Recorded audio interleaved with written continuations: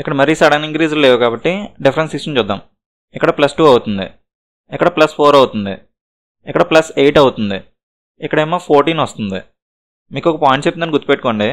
ఈ wrong number సిరీస్లో మీకు ఒక ప్యాటర్న్ అనేది ఫామ్ అవుతుంది అనుకోండి, ఫస్ట్ ఆ ప్యాటర్న్ రాసేసుకోండి, ఆ తర్వాత రాంగ్ నెంబర్ ఫైండ్ అవుట్ చేయొచ్చు. అంటే ఒక్కొక్కసారి అలా ఈజీగా అవుతుంది మనకి. అంటే ఇక్కడ +2 +4 +8 వచ్చినాయి అంటే డిఫరెన్సెస్ డబుల్ అవుతున్నాయి. 2 2s 4, 4 2s 8, 8 2s 16. అంటే ఇక్కడ +16 అవ్వచ్చు.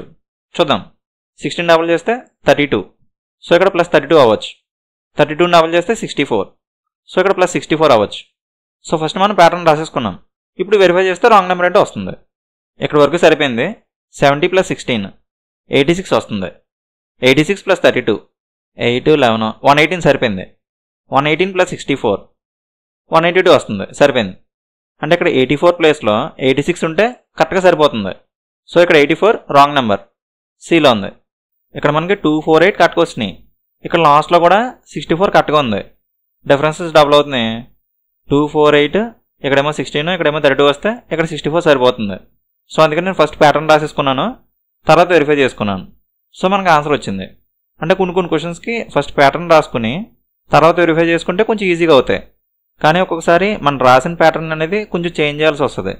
అంటే ఎగ్జాంపుల్ +3 +5 +7 యాడ్ చేస్తున్నారు అనుకుందాం. సరే 3 5 7 ఆడ్ నెంబర్స్ కదా, సో నెక్స్ట్ 9 11 అలా యాడ్ చేశారు అనుకుందాం.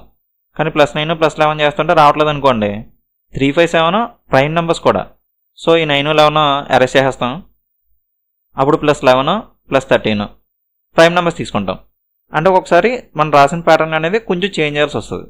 కానీ కొన్ని క్వశ్చన్స్ ఇలా ప్యాటర్న్ రాసుకొని చేస్తేనే ఈజీగా అయిపోతాయి. లేదంటే ఇక్కడే ఇలాగా 70కి 84కి 14 డిఫరెన్స్ వస్తుంది, 84కి 118కి 34 డిఫరెన్స్ వస్తుంది, ఇక్కడేమో 64 వస్తుంది. సో అప్పుడు ఈ 2 4 8 14 34 64కి మనం ప్యాటర్న్ డిఫైన్ చేసుకుంటాం. సో ఇక్కడేమో డబుల్ అవుతున్నాయి, ఇక్కడేమో 14 + 16, ఇక్కడేమో 32 ఉంటే నెక్స్ట్ 64 వస్తుంది. అలా సరిపోతుందని అలా క్యాలిక్యులేట్ చేసి అలా కూడా చేయొచ్చు. కానీ ఇక్కడ ఏంటంటే ఈ 70కి 84కి డిఫరెన్స్ క్యాలిక్యులేట్ చేయాలి, 118కి 84కి డిఫరెన్స్ క్యాలిక్యులేట్ చేయాలి. ఇక్కడ 2 స్టెప్స్ అనేవి మనకి ఎక్స్ట్రా టైం తీసుకుంటాయి. ఇలా అయితే కొంచెం టైం సేవ్ అయింది ఇక్కడ మనకి.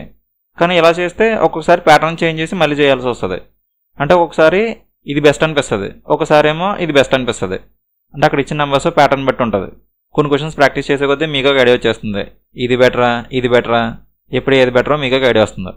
అయితే ఇలా ప్యాటర్న్ రాసుకుని చేసేటప్పుడు మనకు లెఫ్ట్ నుంచి ప్యాటర్న్ వస్తుంది, మళ్ళీ మధ్యలో రావట్లేదు. సో మధ్యలో హోల్డ్ చేసి మళ్ళీ మనం రైట్ సైడ్ నుంచి చూసుకుంటాం. ఆ తర్వాత ఈ లెఫ్ట్ సైడ్ నుంచి రైట్ సైడ్ నుంచి లింకప్ చేసుకుంటాం ప్యాటర్న్ని. అంటే 2 4 8 వచ్చింది, 64 వచ్చింది, సో ఇక్కడ 16 32 ఉంటే సరిపోతుంది. సో ఇలా ప్యాటర్న్ లింకప్ చేసాం, అప్పుడు వెరిఫై చేస్తే మనకు ఆన్సర్ వచ్చింది. సో అలా అనమాట. ఒక్కొక్కసారి లెఫ్ట్ నుంచి రాదు, అప్పుడు మనం రైట్ సైడ్ నుంచి తీసుకుంటాం. సో అలా అనమాట. కొన్ని క్వశ్చన్స్ సాల్వ్ చేస్తుంటే మీకు ఐడియా వస్తుంది. ఇక్కడ చూడండి ఒకసారి, ఇక్కడ డిఫరెన్సెస్ అనేవి డబుల్ అవుతున్నాయని చెప్పేసి అనుకున్నాం. అలాగే ఈ డిఫరెన్సెస్ మనం అబ్జర్వ్ చేస్తే ఈ డిఫరెన్సెస్ని మనం ఇంకోలా కూడా రాయొచ్చు.